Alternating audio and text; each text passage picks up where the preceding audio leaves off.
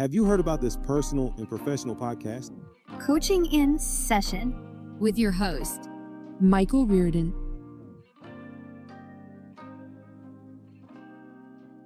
Welcome, David Waldy, to Coaching in Session. How are you doing today? I'm great, Michael. Thanks for having me today, my man.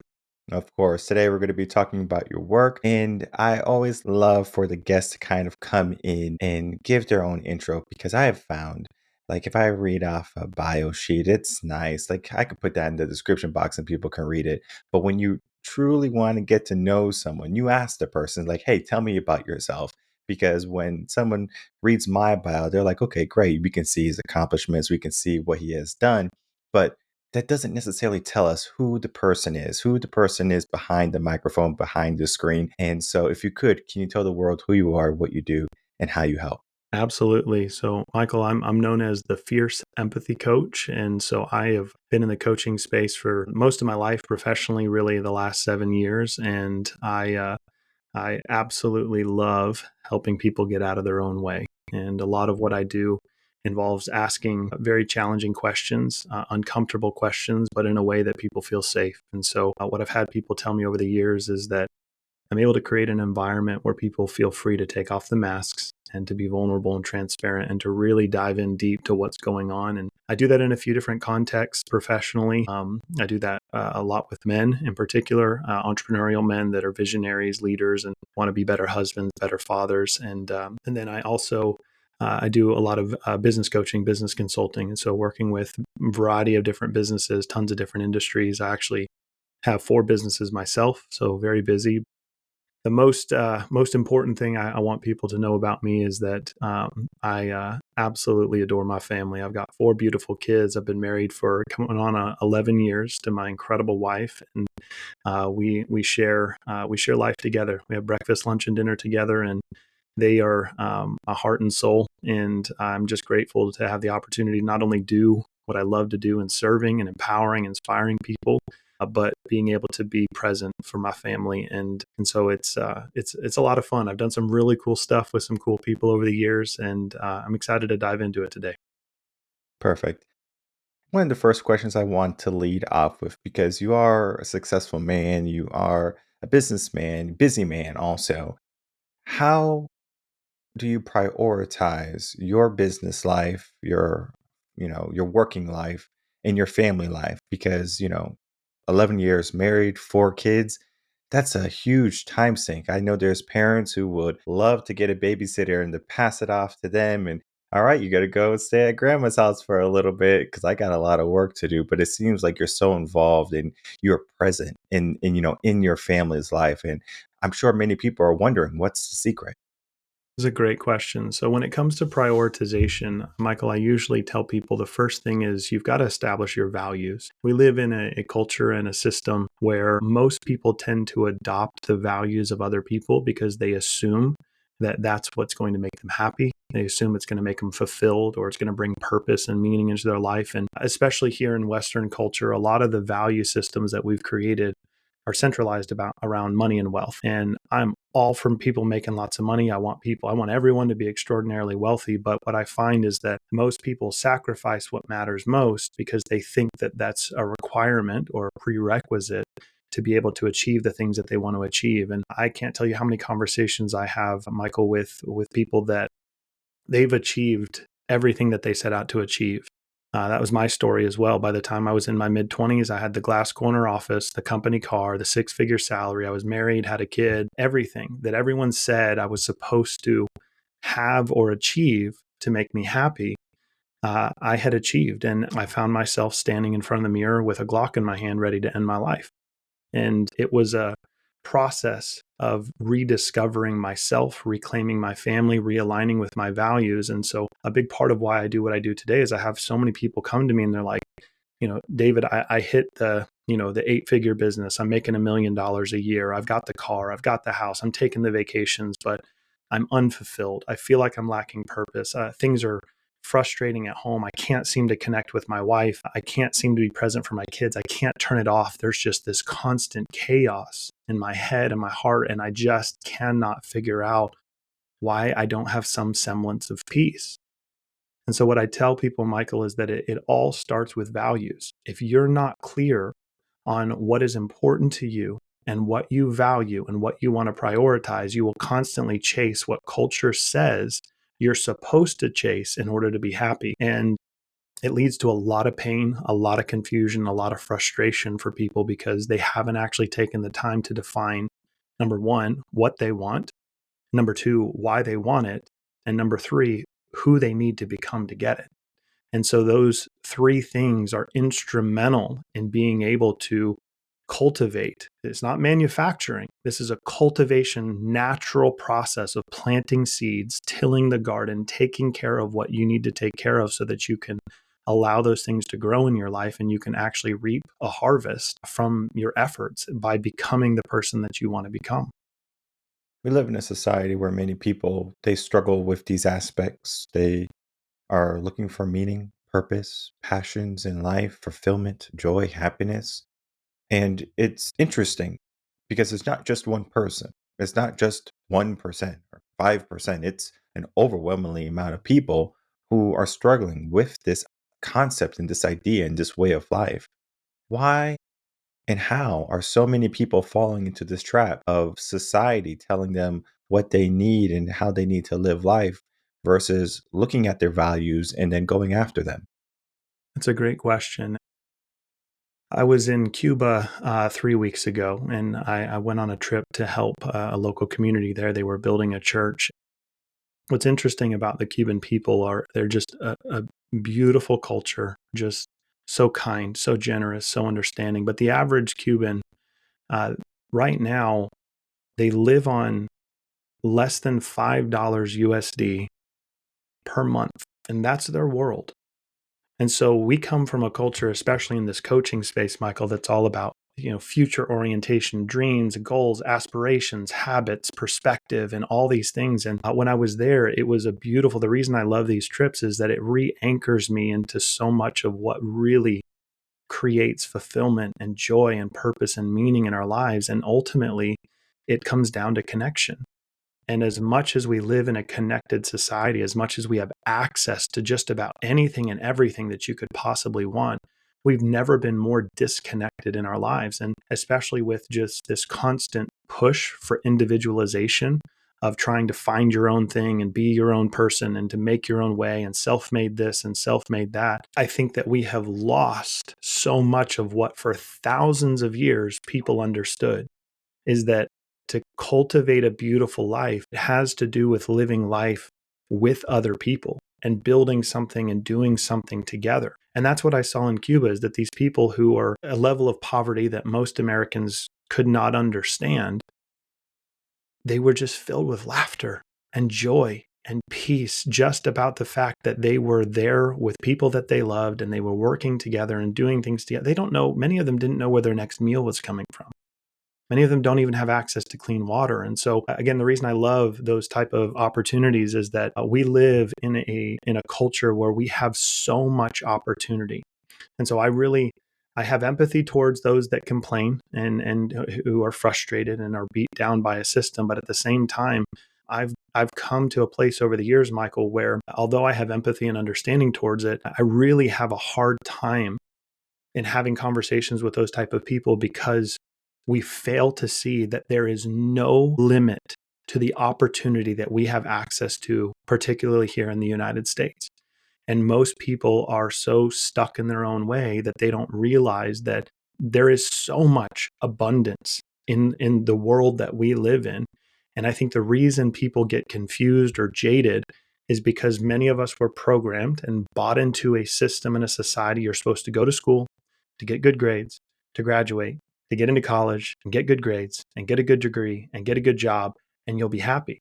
And I think that there's a huge segment, especially of our generation, Michael, that have realized like whether people were intentional in doing this or not, we were lied to. Like that's not the path. That's not the path for everyone. Now, I'm all for if you're going to go become a doctor or a lawyer, like please go to school. I don't want your degree from the School of Hard Knocks, but I think we're going through an educational revolution. I think we're going through an entrepreneurial revolution. We're going through a major transition of wealth just based on the age of the average business owner in America today. And so the opportunity is out there, but the perspective is this. The perspective is recognizing that while you're going out and building these great things and wanting to accomplish things and wanting to make money or have different opportunities, you need to answer that question, why? Because if you think it's going to bring something into your life that you don't currently have right now, the majority of the time you're mistaken. You're not going to be more peaceful or have more joy or have more fulfillment because you have more stuff. That is going to come through an internal process of learning to love yourself, learning to embrace your flaws, learning to be human, and learning to do life with people that inspire you, encourage you, and build you up instead of pull you down and complain and whine about all the injustices in the world. And there's a famous quote, if you look for it, you'll find it. If you look for the bad, you're going to find it. If you look for injustice, you're going to find it. If you look for problems, you're going to find them. But if you look for things that are optimistic and hopeful and opportunity and connections and networking, you're going to find it. There's good and bad in all of it. It just depends on what we're focused on. I start to think when we have individuals who are looking for change in their life, it's not when everything is going good in their life typically. Typically, it's because of a trauma. Something bad has happened. They're at a point in their life where they're like, I'm not sure if I want to keep on going. I'm not sure what to do next, whatever it be, right? Yeah. Where this conversation is definitely an eye-opening one for individuals to say, hey, let me take some action, right? Let me give some intention to my life right now and into where I'm going. But someone's going to wait. People are still going to wait because they have the luxury to wait, right? They have the opportunity to wait. It's not that bad yet, right? The lights are still on, right? They have, some pickles in the fridge or something still. So they're not going hungry quite yet, but it's soon, right? So it's at the cusp of, when does a person take action? Do they take action when their empire and their house and their life is falling apart into pieces? Or is it something that we can bring awareness to, saying, hey, let's do a check-in to see if everything is in alignment to where we want to be later on? Yeah, I love how you describe that, because you used a word there that is so pivotal, and it's alignment. And the problem is that we live in a society that is consistently aligning with what feels good. And we're so surrounded by comfort and ease and access. And especially in this dopamine crazed world we live in with social media and access to anything we want at any point in time, we've lost an understanding of the power of delayed gratification. I'll give you an example. This morning, every Thursday morning for the past 5 years, I've had coffee with my wife's grandfather. He lives near here. His name's Papa Danny, and he's 86 years old. Every Thursday morning, I meet him at 7 o'clock at his house. We sit on the couch, and he gives me beautiful perspective on life. Um, what's beautiful about his story, he's one of the only people in history that was on an aircraft carrier where the aircraft carrier turned back and came into port because of injuries that were sustained. He was run over by an airplane on an aircraft carrier, and almost every single bone was broken in his body. They had to bring him back. He spent a year in Hawaii when he was 18 years old, 17 years old, in a full body cast. Incredible story, incredible life, but he always gives me perspective. And he told me this morning, he said, you want to know something that I was thinking about the other day? And I said, what were you thinking about, Papa? And he said, it's been a long time since I was hungry. And I said, what do you mean? He's like, I miss the feeling of being hungry. I was like, what are you talking about? What do you mean you miss the feeling of being hungry? He said, everything tastes better when you're hungry. If you've ever gone without food, if you've ever fasted, or you've ever been in the unfortunate position where you really are like you don't have access to food, we all know, like, things taste different. I did a 21-day fast at one point in time, and I remember my first bite of food after that, I was like, I've never tasted this before. Chicken is like, what? These are the flavors? Are you kidding me? Right? And what I took from that, Michael, is what you're talking about, is that alignment is a beautiful word, but most people are simply aligning with this instant gratification. What can I do now? How can I feel good? Instead of creating an environment for themselves where they're hungry, so that they can actually truly appreciate the little things, whether it's a little or a lot, having real gratitude for the fact that we woke up today. We didn't earn it. We didn't deserve it. And there is nothing that we could do that would make it happen tomorrow. we're just blessed. We woke up another day when 100,000+ people around the world did not wake up. And we don't see that because of the context, but you're talking about billions and billions of people. And when you shift your perspective and you start saying, okay, instead of aligning with my feelings, I want to align with who I want to become, your entire perspective on life changes. Now, delayed gratification and action and motivation are much more natural because you have created a vision in your mind of the person you want to be, not the things you want to have, but the person you want to be. And what's beautiful about that is that I believe that our external world oftentimes is a reflection of our internal world. And so when you can start to master the internal world and align yourself with your values and align yourself with the husband or the wife you want to be, the mother, the father you want to be, the entrepreneur or the small business leader or the side hustler that you want to be, when you start to craft a vision and a version of that person, now all you have to do is say, well, would that version of me do what I'm doing right now? And if the answer is no, you no longer have permission to do it. It's a very easy, your life becomes really simple. Would that version of me snooze every morning? No, they wouldn't. Would that version of me go to the gym? Yeah, they would. Would that version of me start saving money and investing and developing my financial literacy? Would that version of me take a risk on starting a business? Would that? And when you can start to create that vision and version of yourself and you give yourself permission to define it, now you can align your actions, your behaviors, your beliefs, and your thoughts with that version of you. And you do that with consistency, and you'll wake up one day and you'll actually have become that person. And my life and the lives of hundreds of clients I've worked with over the years is a testament to that. But it takes effort and consistency, but it all starts with crafting a vision for who you want to become. Hmm. And we definitely live in a culture of instant gratification. People love their fad diets. They'll do keto. They'll do Whole 30. They'll do whatever it takes. There's a drug. I think it's called Ozempic or something. It helps people lose weight. So like people are all about quick fixes, and if it can be done in 1 week, 30 days, whatever, 60-second abs, whatever it is, they just want the results. They don't want the work.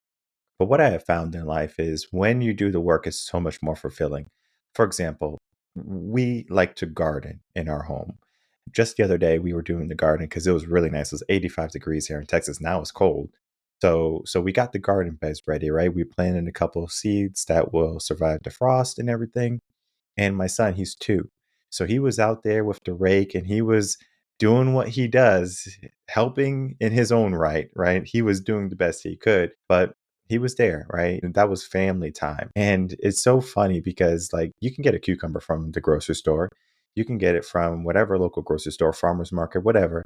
But when you take a bite of that cucumber or it's a tomato or pepper or it's something different, it's like it's transcended. It's like this is my hard work. This is what I did. There's something else in there, the flavor of life in doing that. And it's so funny because we grow a lot and we give it to our neighbors too. So like a neighbor is in front of me and packing me inside. Everyone's getting some, some of our produce because we just have too much and we don't freeze or anything. We just give away because we know we're going to do it again. And people typically they'll text me or they'll call me. They're like, I never had something like that before. It was so fresh. It was so great. And I mean, I do a really good job making sure the soil is good because, I grew up also, growing food in our backyard. And, my great grandmother had instilled that within me or, in me. And I was like, I want to do that for my kids too because it's not so much of let's go out and do things that we don't necessarily understand um, are given to us by others. For example, those groceries you buy, they're created from a company, a farmer, someone, right? And we think that we did it ourselves. I went grocery shopping. I bought the groceries. And so now it's a very singular where they think they're doing everything by themselves, but they're not, right? There's a community of everyone coming in. And yes, we have a trade and commerce where you can use money that you've earned with your time to buy the resources that you need. And then all of a sudden you think you're this lone warrior. You're this, this boss that goes out and fights the world by themselves. But yet, you know, we can look at the, like your time in Cuba. the families that are together, right? They have a connection. But yet, here in the States, in the Western world, it's like, as you said early on, we have never been more disconnected.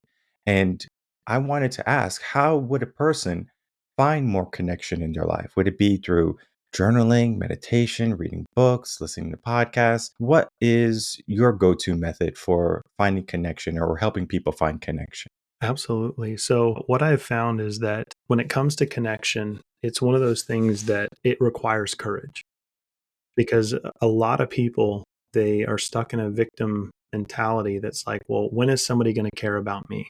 When is somebody going to check in on me? When is somebody going to call me? When is somebody going to text me? Right? When is somebody going to like my posts or whatever it is? Right? And so we're looking for this, especially you see it all over on social media, is that people are deriving some semblance or what they think is a form of connection. But in my mind, it's counterfeit. It's counterfeit connection because it's just immediate instant gratification.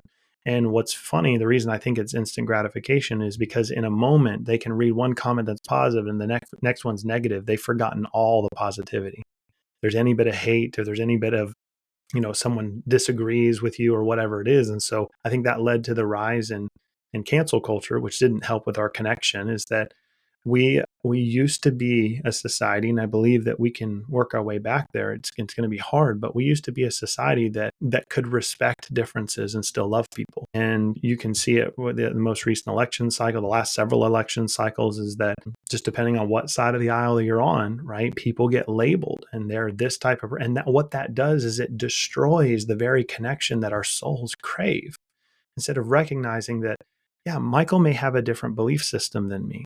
He may see the world differently. He may have a different set of values. He may have a different understanding of how things work. But if I just label you because you voted for some candidate, or because this is your religion, or because you went to school here, or because of any number of things, we're literally harming ourselves and we're separating ourselves from the very thing that we're craving. And so, what I tell people, the most effective way to reintroduce healthy connection into your life is to have the courage to go actually be with human beings. And so that's one of the things we do. And I have an organization called The Ardent Man. It stands for Accountable, Responsible, Disciplined, Empathetic, Noble, and True.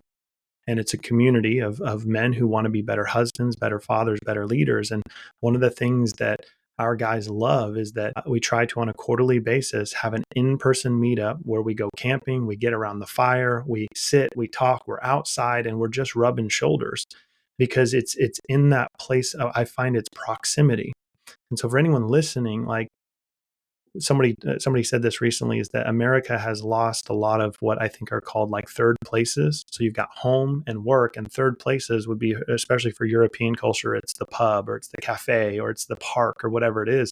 There's so many societies and subcultures in the United States that like they don't have a third place, especially because a lot of our generation has fallen, like stepped away from what used to be your third place was your church. The third place was where you went. Those are your friends, connections, things like that.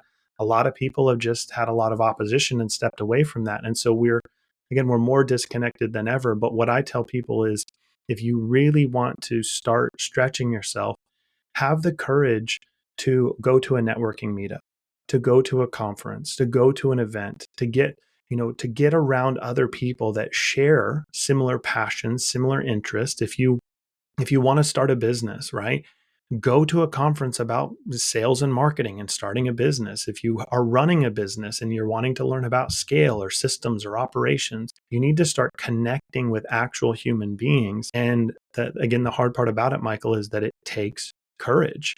And a lot of us don't have courage. We're terrified. We're scared of being rejected and we're scared of not being good enough. And that goes back to the original work we were talking about, is that you've got to do the internal work to define who you want to become. Because if you want to be a leader, if you want to be a speaker, if you want to be an author, if you want to be whatever you want to be, then you need to start surrounding yourself with people that are doing those things and leaning into them. Because I believe the age-old adage that you are the average of the 5 people you spend the most time with. And if you're the only people you're spending time with are your family and your grandma and your pastor or your friend, the harsh reality is that you are the average.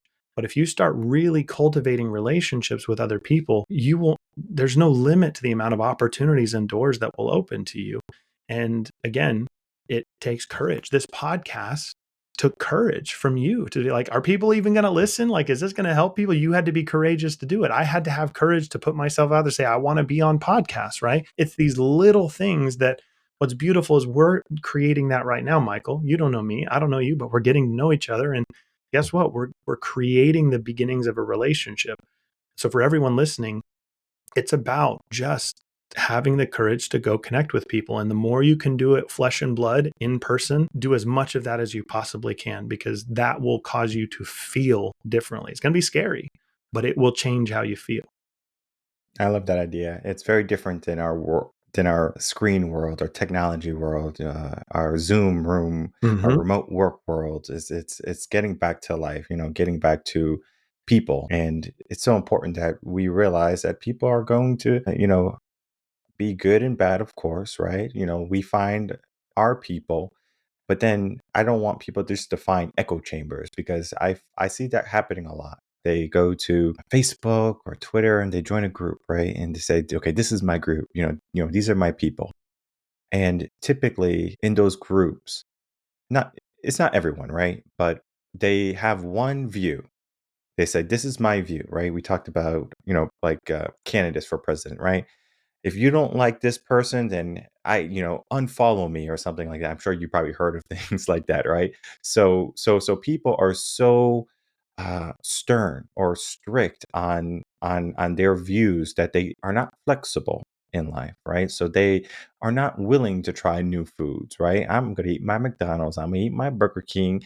This is the food that I grew up with. This is the food that I like. But if you give them maybe go to Cuba or something and they have some Cuban food, some pernil or something, they're going to say, whoa, I don't want this. Like, I'm not used to it. And it can be off putting in the beginning because people have to get used to things or trying new things. And, courage is the right word there. They have to have courage for change or to dive into something new. But yet, courage is one of those things that's very similar to common sense. People treat it as optional. It's like, well, like I could look both ways or I can sue the person who hits me, depending on how we're viewing life, right? It's something that we have to, look at. And it's not just, men, it's not just women, this is life in its entirety where, women have a very different battle when they're teenagers, for example. They are maybe looking at makeup and stuff like to be appealing to have their friends like them to be in the peer groups, and then boys are trying to find meaning. And something you said, when you meet quarterly with your like with your group, I thought about the book. It's Raising a Modern Day Knight, and in the book it talked about the ascension for a boy into manhood, where the boy, because if you think about our culture, we don't necessarily have a thing that says you are now a woman, right? You are now a man. Yeah, of course you can have your period, you can have sex, or you can be 18 or 21 or whatever, and we just automatically put you into this realm of you are now an adult. But what I have found that you know looking at things is not that. Most people, 25 to 30, they are still kids in a sense, right? They have the mindset of a kid where it's like, okay, I'm going to live my life haphazardly. I'm not going to prioritize. We could think of young men who might get a girl pregnant, for example, and they're absent, right? I can think of many stories of men who are like, I don't want this kid. Like, I don't want this obligation. I don't want this problem. Responsibility is always there for us, where if we were taught responsibility at a younger age, and I'm not even talking about paid chores. I'm not saying if you take out the garbage you're going to get $5, if you wash the dishes you're going to get $10, right? It's the obligation to what the the family system is, and our family system is broken, and the individuals who grow up where they feel as if they have to do it by themselves have been sometimes the people who have always been doing it themselves. Their mom, their dad, whoever was absent in their life, and they have been making their own meals, and they have been growing up in this system of, okay, I'm doing it, and am okay. I'm not great, maybe, but I'm okay, right? And so now we have, maybe like a come to faith moment later on in life. Do I want to replicate my childhood again? Millennials are doing a wonderful job. It's like 60 or 70% of millennials are doing are very present parents, where they're like, I'm going to be present with my kids because because they didn't get that growing up. So they are doing a lot of things for their kids, but there's a catch 22 there, because if you're fighting your kids' battles, if you're doing everything for them, you're not giving them struggles and challenges along the way. Now they're going to turn into your 4 hour work week individuals who don't want to work and who don't want to take responsibility, and who don't know many skills beyond, all right, mom and dad are paying for my internet, my video games, my Taco Bell runs. And so we have to look at being a parent, or just being an adult that is maybe interested in family life.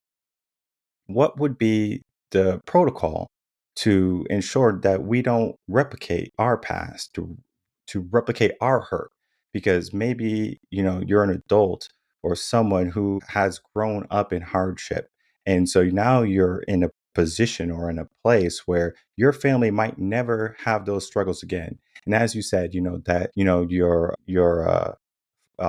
great grandfather-in-law or grandfather-in-law, he says, I miss being hungry, right? It's the same aspect in a sense. It's like we don't even let our kids be hungry because we're like, I don't want them to have this experience. So it's very interesting. And I just love that idea of, I miss being hungry, right? So how many things are we allowing our children, or the next generation to come, to have missed because we already learned from knowledge or from wisdom? So we're not repeating that. But then again, they're doomed to repeat history if they don't remember it. It's you make some really great points there, Michael. I think I can't say that there's an exact protocol, but what I can say is that for every one of us, for parents in particular, and even if you're not a parent, if you ever want to become a parent, I think that this is hopefully useful for you to consider. I would not consider myself a parenting expert, but having 4 kids, I mean, I've learned a few things, Hmm. and what I have realized is that your relationship with yourself and your relationship with your spouse are probably the 2 most important factors that will contribute to their overall well-being. And what I mean by that is that you mentioned we've got a lot of people that there's no coming of age, right? And it's not just 25, 30-year olds. I've had conversations with 55, 60-year olds who are grown men who feel like they're a boy trapped in a man's body, that they never had someone come alongside and affirm them in their masculinity. And same thing with women. They never had an older woman come and affirm them in their femininity and who they are. And that's a big part of why the ardent man is. That's why our virtues are in the name. So ardent, ARDENT. That's why I believe that for someone to identify for themselves whether or not they're operating as a healthy whole man is: are you accountable? Are you responsible? Are you disciplined? Are you empathetic? Are you noble?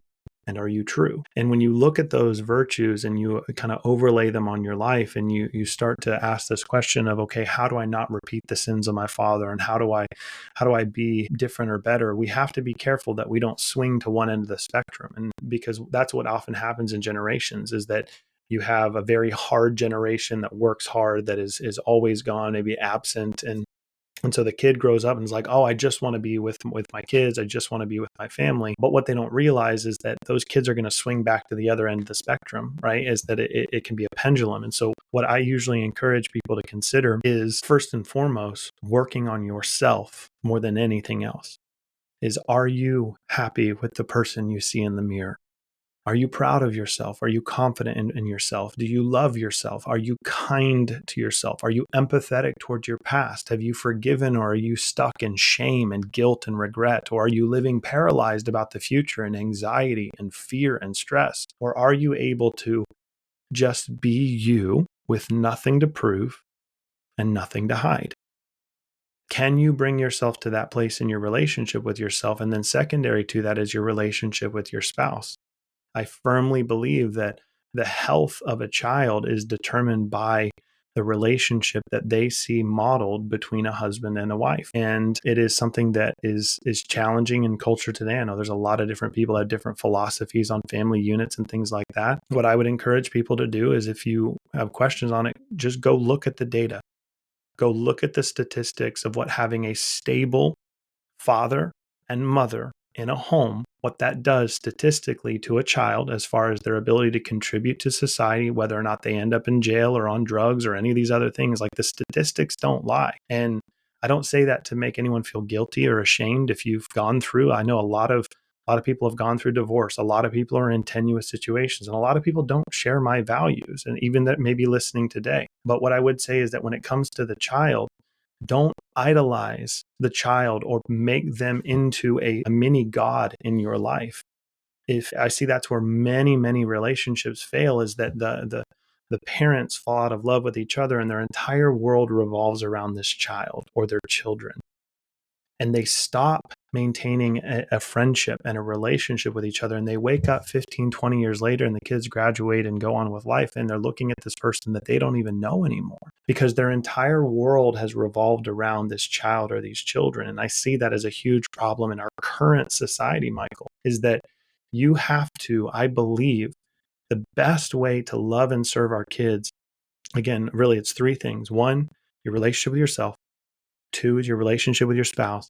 And three is, are you actively every day leaning into the potential that is on your life? Are you a role model for your kids? Or are they looking at you being like, well, dad just sits around and does nothing all the time. I mean, he comes home and he just gets on his phone or this, that, and the other.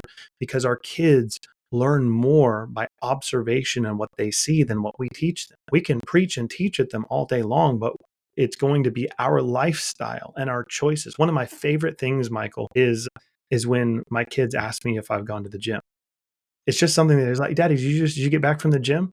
And whether I've gone on out for a sales call or whatever it is, they always think that I'm going to the gym, right? To me, that is something that is helping them learn by observation. Our dad prioritizes his health. And guess what? My kids now, they are the ones that are like, hey, can I work out? When can I be old enough to go to the gym with you? Can we turn on a YouTube and do exercise in the living room? Can I, all these things? And that's a simple example that I don't think any of us will ever get perfect. But the question is when you look at your life, you look at who you are, you look at your choices in your health, in your relationships, and in your career and finances, are you making choices that you want your children to replicate? Because if you're not, they are going to replicate them no matter what you say to them, because they're going to model the behavior that they see. And so, again, those three things: your relationship with yourself, relationship with your spouse, and then focusing on who you want to become and modeling that. And if there are single parents listening, if you don't have that dynamic of the relationship with a spouse, I would encourage you, please don't make your child your entire world. That's not healthy or good for them. That's your job, my job. I believe this firmly, Michael. Our job is to help create an environment that replicates to some degree what the real world is going to look like when they leave. And so if we've not done a good job of helping them navigate pain and disappointment and frustration and delaying gratification and them not getting what they want the moment that they want it, then they're going to struggle as adults. But if we can create that environment, now age appropriate, right? You don't treat a 2-year-old the same as a 14-year-old, right? But to create that environment to help them learn the tough lessons, then you're setting them up for failure. And I don't want that for any parent. I don't think any parent wants that for their child. You just have to be careful not to coddle them. Be present, absolutely, but let them figure it out. Don't insert yourself in situations all the time. Let them struggle, but let them know that you're there and you're there to help and you love them. And I think that's all I have to say about that. Yeah, I think you said it wonderfully there. It's so important. I love the aspect of, like, 15 years down the road when the kids are gone and everything, and you're left with this person, you don't even know who they are. And even if we just take away the aspect of a family or a wife, sometimes people spend 15 years of their life and they're going down this path and they look in the mirror and they don't even recognize themselves. So it's either side, whether you're doing this as like just a person kind of going through the 9 to 5, business, entrepreneur, whatever it be, family, man or woman, and you're not doing that check in with yourself and looking at what's happening. Communication is so important, not just with others but yourself, where you have to say, you know what's going on, like let me do some work. And I just love working with coaches, with individuals, with mentors, with guides, because they help you see your blind spots. They help you look at the areas where you might have threw in a corner or under a rug, whatever it be, and it could happen almost passively or subconsciously, where you don't even know you're doing it. But when you have someone looking at the areas where you're trying to figure out like what's going on behind those doors and behind, those, dark corners, we just need someone often to shed some light in those areas, so we can say, okay, let's get to work. And the work is not by yourself, which is the wonderful thing, because many people, they think like, oh, I have to do this by myself. But when you have someone supporting you, cheering for you, guiding you along the way, you you stop so many, pitfalls from happening that other people would have had to learn from trial and error. So I just love the aspect of, having, a coach or someone in your life. And, I always say I'm not everyone's cup of tea. And one of the reasons why I started coaching in session was because I'm not everyone's cup of tea. I know there's so many wonderful coaches out there in the world who help individuals be more than what they are right now, or help them aspire or attain the life that they are dreaming of or vying for. And it's so important that you find the person that is going to help you on that journey. And here in coaching session, we have so many different flavors of coaches from all around the world, of course, too. So you get to figure out, like, hey, is this person, someone that resonates with me or will resonate with me? And, just from, speaking with David today, I mean, like, he's a man of great knowledge and immense wisdom. And both of those are key components to a wonderful coach and mentor. So I would definitely encourage anyone to reach out to David if they're looking for, any insight in their future, or any adjustments to the trajectory that they're currently moving in, whether it be their single life or family life. Is so important that we can not only separate them but connect them too, because it is important. So as we begin to wrap up, David, I would love to get some final words from you, and then for you to also please tell the audience where they can find you and reach out to you. Absolutely. So you said something earlier, Michael, that I think is critically important, is that you talked about gardening, right? And planting seeds. And we mentioned that word cultivation, is that this process of growth it's not something that you can manufacture. It's an organic process. It requires patience, it requires time, it requires consistency, it requires, like you said, the best investments I have ever made in myself, or in paying people to help me go faster and paying people to help me get out of my own way, when you can do that. Now, there were times where I couldn't, and I had to figure it out on my own. And that's where you have to understand that this process of cultivation, the thing that I wanted to kind of leave everyone with is this, is that you may find that the seeds of your life have been scattered all over the place. And maybe you've been planted in a place where it's super rocky and you don't get a lot of sunlight, and you're not surrounded by optimistic, hopeful people. And or maybe you're, in a desert, or it's dry ground, and you're just struggling to make it every single day. What I want to encourage everyone with is this, is that a lot of times what's needed for a plant to thrive is that you don't blame the plant because of the environment. You don't say, well, you suck because you're not growing, when you're not getting the nutrients and you're not getting the sunlight and you don't have access to the things that you need. You wouldn't blame the plant for that. What you would do is you would transplant that plant and move it somewhere that is the right environment. You mentioned soil, right? Is that we have to assess as individuals, what are we rooted and planted in? Are we surrounded by people that are inspiring us, encouraging us, challenging us? Or do we have people in our corner that have the courage to ask us uncomfortable questions? Because I'm sure you mentioned your grandma, Michael, that one of the people that we respect the most oftentimes are our grandmas. Why? Because she would tell us what we needed to hear, not what we wanted to hear, what we needed to hear. And it might have had a little slap attached to it or whatever. But grandma loved you, right? She loved us so much. those are the people that we respect the most, are the ones that have the courage to ask us challenging questions. And so if you're looking at yourself and you're assessing it, like I'm not growing, check your environment. You may need to transplant yourself into a new environment and to get rooted into new soil and surrounded by the right type of elements in order for you to grow and thrive and become who you were created to be. But that means you're going to have to dig yourself up and have some courage.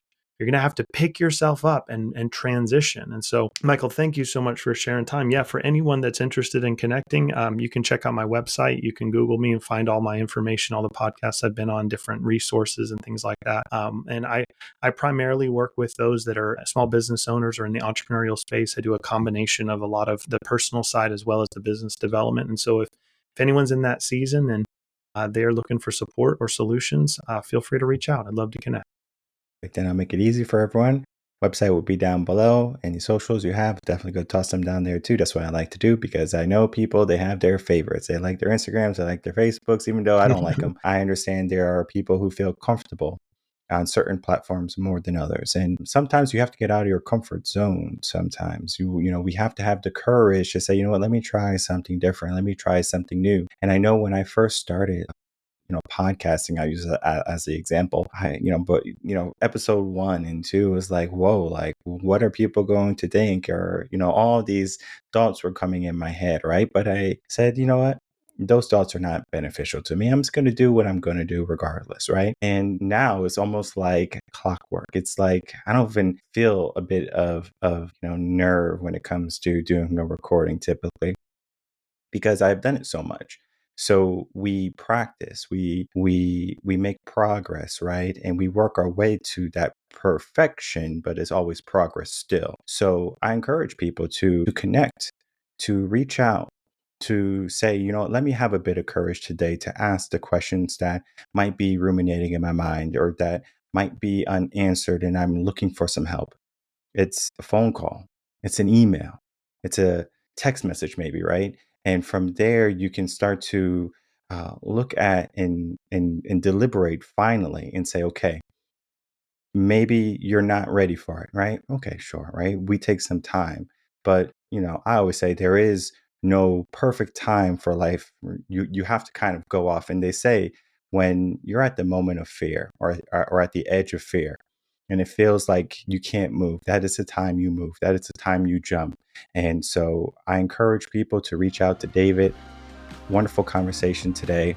He's going to be able to not only help you on the personal side, but on the business side too. It's so important that we have someone who's able to help us in all aspects of our growth.